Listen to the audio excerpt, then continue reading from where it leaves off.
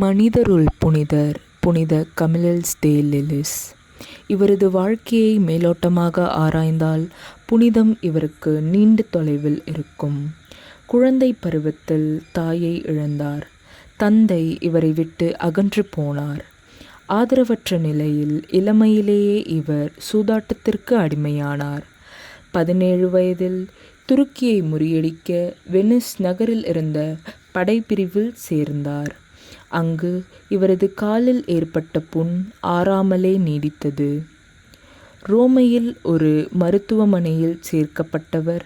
அங்கேயும் இவர் சூதாட்டத்திற்கு அடிமையானவர் என்று கண்டுகொண்டு அவரை வெளியேற்றினர். 24 வயதில் அவர் தாம் அணிந்திருந்த சட்டையை கூட வைத்து சூதாடி தோற்றார்.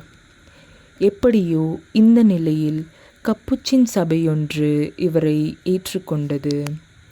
அங்கே கேட்ட ஒரு மறையுரை இவரை முற்றிலும் புது மனிதனாக்கியது.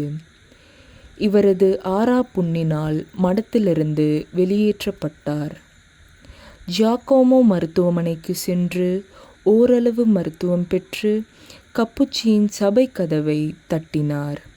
மீண்டும் அவர்கள் சேர்த்து கொண்டாலும் மீண்டும் புண் குணம் ஆகாததால் வெளியே அனுப்பப்பட்டுவிட்டார். இந்த சூழலில் இவர் தமது 34ஆம் வயதில் குருத்துவத்தின் மீது ஆவலும் தமக்கு தேவ அழைத்தல் இருப்பதையும் உணர்ந்தார். இதில் இவருக்கு உறுதுணையாக நின்றவர் புனித பிலிப்பு நேரி. குரு பட்டத்திற்கு பின் இவர் ஒரு துறவற சபையை நிறுவினார். அதன் உறுப்பினர்களுடன் நோயாளிகளுக்கென்று தம்மையே தியாகம் செய்தார். இந்த சபையில் சேருவோர் சிறைக்கூடங்களிலுள்ள நோயாளிகளுக்கும் பணிபுரிய வேண்டும். பிளேக் போன்ற கொடிய நோய் தொற்றியவர்களுக்கும் தொண்டு புரிய வேண்டும். ஒரு முறை நேப்லஸ் துறைமுகத்தை நோக்கி ஒரு சிறு கப்பல் வந்து சேர்ந்தது. அதில் தொற்று நோயினால் தாக்கப்பட்டவர்கள் இருந்தனர். புனிதர் தம் தோழர்களுடன் அங்கே சென்றார். அந்த நோயாளிகளை பேணும் பொழுது இவரின் 2 துறவர்கள் நோயினால் இறந்தனர்.